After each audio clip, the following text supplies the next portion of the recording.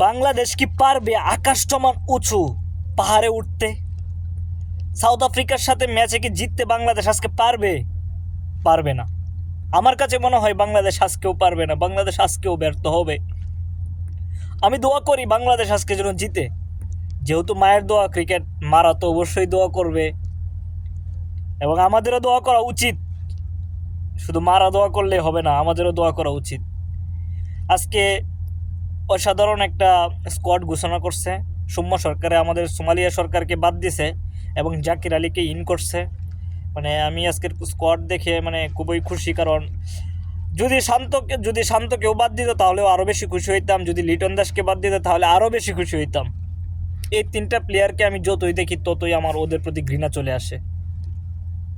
মানে ওরা কোন কাতারে পড়ে যে ক্রিকেটার, কোন যুক্তি দিয়ে ওদেরকে মনে হয় ওরা ক্রিকেটার? বাংলাদেশের কোনো দিক থেকে কি মনে হয় ওরা ক্রিকেটার? হ্যাঁ, বস্তির ছেলেপেলেরাও এর থেকে ভালো খেলে।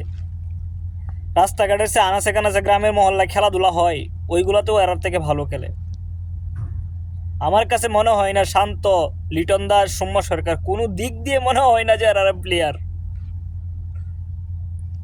বাংলাদেশের সিলেক্টররা কীভাবে যে মানে বাছাই করে আমি এটাই বুঝি না। যাই হোক, তানজিদ হাসান সাকিব একটা উইকেট নিয়ে নিছে প্রথম অবস্থাতে, একটা উইকেট প্রথম ওভারেই 11টা রান দিছে, সমস্যা নাই। রান দেও সমস্যা নাই, উইকেট নিতে হবে এবং ব্যাটিং ভালো করতে হবে।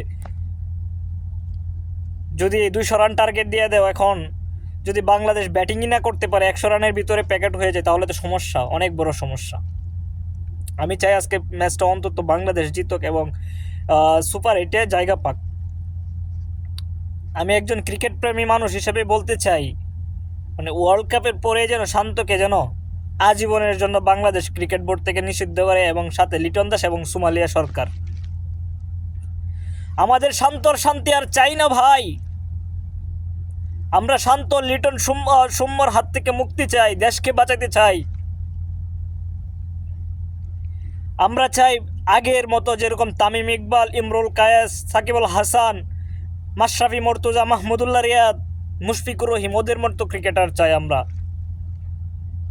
আমাদের চাই না সোমালিয়া সরকার, শান্তিনগরের শান্ত, আমাদের লিটন কুমার দাস, বাংলাদেশের বিখ্যাত ব্যাটার। আমাদের এরকম কোনো প্লেয়ারের দরকার নাই আমাদের দেশে।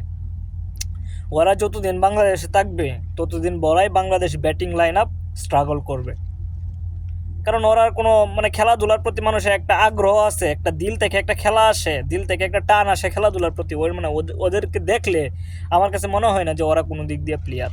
ওদের অ্যাটিটিউড, এদের ভাবসাব দেখলে মনে হয় যে মামার বাড়িতে বেড়াইতে আইছে। আপনার কাছে কোন দিক দিয়ে মনে হয় যে শান্ত, লিটন, সৌম্য এরা প্লেয়ার? যাই হোক, বেশি কথা বলে লাভ নাই, খেলা দেখি, তারপরে আবার কথা হবে। আল্লাহ হাফেজ।